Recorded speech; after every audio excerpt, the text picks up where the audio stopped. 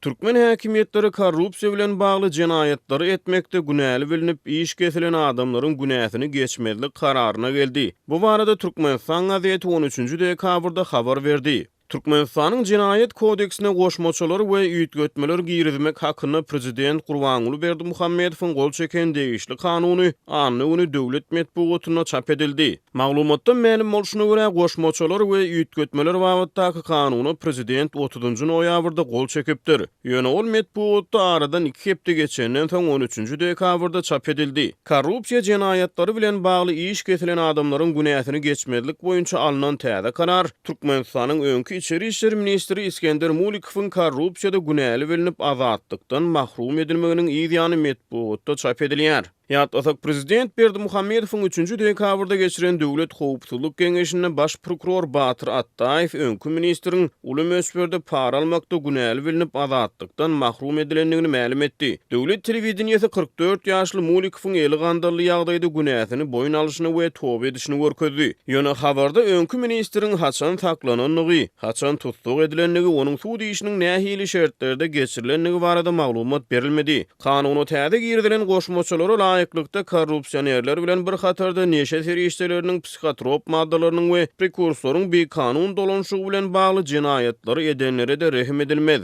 Prezidentiň 30-njy noýabrda gol çeken täze kanunlary bilen Türkmenistanyň Jinayet kodeksine, Jinayet iş ýörediş kodeksine başga-da möhüm üýtgetmeler girdildi. Täze goşmaçylara laýyklykda mundan ödüldiňe döwlet wezipesini eýeleýän adam kasama dönüklükden jogapkärçilige çekilen bolsa mundan meýlek döwlet wezipesini eýeleýän adam bilen bir hatarda döwlet gurlukçylary ýa-da olary deňleşdirilen adamlar hem kasama dönüklükden jogapkärçilige çekilýär. Şeýlede täze üýtgetmeleriň esasyna Jinayet kodeksine täze korrupsiýa maddasy goşuldy. Oňa laýyklykda korrupsiýa bilen bagly jinayatlar diýilip pul gymmatlyklar, emlak we beýlekler bilen bagly edilen jinayatlar görkezilýär. Korrupsiýanyň täze maddasyna laýyklykda häkimet ygtyýarlyklary bolan wezipeli adamlaryň aýry-aýry adamlar ýa-da toporlar bilen ýola goýan bir kanun gatnaşyklarynyň esasyna amal aşyran jinayatlary cezalandyrylýar. Türkmenistanyň kanunyna girdilen goşmaçylar onuň resmi taýdan çap edilen gününden herekete girýär.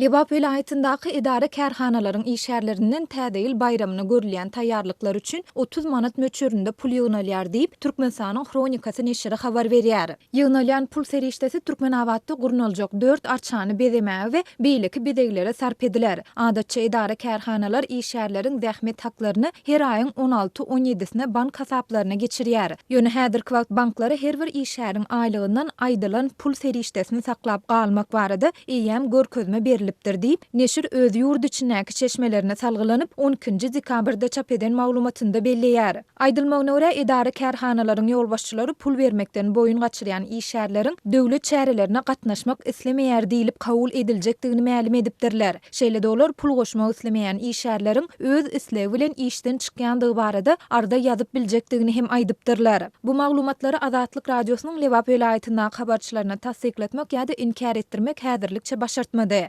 Azatlyk radiosu ýurduň dürli regionlarynda büdjet işgärlerinden, okuwçylardan we studentlerden täze ýyl bayramçylygy üçin pul ýygnalýandygy barada indi noýabr aýynyň ahirinden bäri habar berip gelýär. 5-nji dekabrda Marynyň häkimetleriniň şäherdäki idare kärhanalaryň öňünde täze ýyl arçasyny gurnamagy talap edendigi we munyň üçin işgärleriň her birinden 10 manat möçberinde pul ýygnalýandygy ma'lum boldy. Türkmenistanyň prezidenti Gurbanuly Berdimuhammedow ýurt resmiýetlerine täze ýyl münasibetli çärelere hemme taraplaryň taýýarlanmagyň möhümdigini noýabr aýyndan bäri aýdyp gelýär. Iň soňky edek döwlet baş tutany 9-njy dekabrda Aşgabatyň we vilayetleriň häkimleriniň gatnaşmagynda geçiren sanly video aratnaş arkaly iş maslahatynda çağalar we uly adamlar üçin şowhunly bayramçylyk çärelerini we sahna eserlerini köprek taýýarlamagyň wajypdygyny ýytady. Soňky 3 ýyla goly wagt bäri garaşsyzlyk ýyllarynyň iň agyr ykdysady kynçylyklarynyň birini başdan geçiren Türkmenistanda häkimetler ýurtdaky bayramçylyklary ýa-da halkara çäreleri giňgerimde belläp gelýär. Raýatlar bu çäreler üçin bayramçylyk we sport eşiklerini ýa-da velosiped, arça ýaly beýleki zatlary köplenç öz hasabyna satyn almaly bolýarlar. Resmi media bu çäreler üçin büdjet we medeniýet işgärlerinden, okuwçylardan hem-de studentlerden ýygnalýan pullar barada mesele gozamaýar. Maglumat üçin aýtsak, Türkmenistanda iň pes aýlyk zähmet haky 790 manada, orta mekteplerde dolu stavka görnüşinde işleýän muallimlaryň ortaça aýlygy 1400 manada we ýokary hökümet okuw jaýlarynda okuyan studentleriň talip haklary takminan 650 manada barabardyr. Azatlyk radiosynyň mardaky habarçaty welaýatyň hastahanasynda onkologiýa keselli näsaglaryň köpdigini aýdýar. Munyň bilen baglykda näsaglaryň köpüsini Aşgabatyň onkologiýa merkezine uğradýandyklaryny belleýär. Marinin onkologiýa keselhanasynda hassa köp, soňky döwürde kesellänler örän köp. Ýüz tutýanlaryň köpüsini Aşgabatyň onkologiýa keselhanasyna uğradýarlar. Emma şonda da hassa köp. Keselhananyň daşynda garaşyp duran köp adamy görmek mümkin diýip mardaky habarçymyz 11 dekabrda habar berdi. Onuň sözlerine görä keselhananyň ne daşynda ne de içinde nowata garaşýan hastalar üçin amatly şertler döredilipdir. Üstesine medisina hyzmatlaryna we dermanlara näsaglaryň köpüsiniň maddi mümkinçiligi ýetmeýär. Dermanlar we bejerigi ören gymmat. Adatça operasiýa üçin lukmana aklyk diýip 1000 manat eline berýärler. Şepagat uýatyna 200 manat, anesteziýa edýän lukmana 500 manat berýärler. Mundan da başga operasiýa gatnaşan beýleki lukmanlara hem pul berilýär diýip habarçymyz. Agdalan meçwerdäki puluň lukmanlara operasiýanyň resmi bahasyndan daşary minnetdarlyk hökmünde berilýändigini belledi. Hosarlaryň pul bermekleriniň sebäbini operasiýadan soň hassa gowy sereder diýip edýän umydy bilen düşündirse bolýar. Operasiýa geçenden soň dürli himioterapiýa goý berilýär. Himioterapiýa odal muht berilýän bolsa indi hemme berilýän dermanlar pully.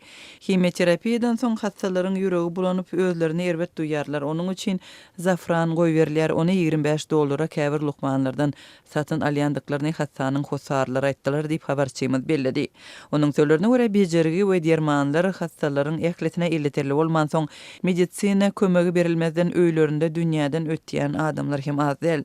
Dermanlaryň gymmatlygy sebäpli hastahanadan ýüz öwürüp çydamsız agyrlaryny soňky günneçenli öýlerinde çekip dünýäden ötýänleriň bardygyny hem aýdasym gelýär diýip mardaky habarçymyz belledi.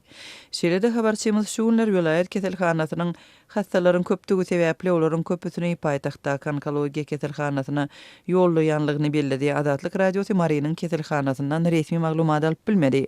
Aşgabatyň onkologiýa merkezinde hem hassa köp.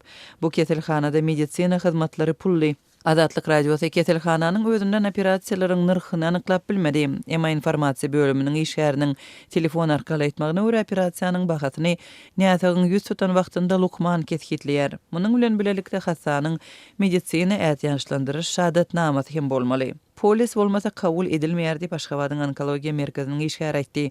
Onuň sözlerine görä lukmanyň kabul etmegi üçin nowata durmaly. Emma adam köp. Ediljek operasiýanyň bahasynyň lukmanlar bilen gepleşilýänligini Azatlyk radiosynyň habarçylary bilen söhbetdeş bolan näsaglar hem gürrüň beripdi.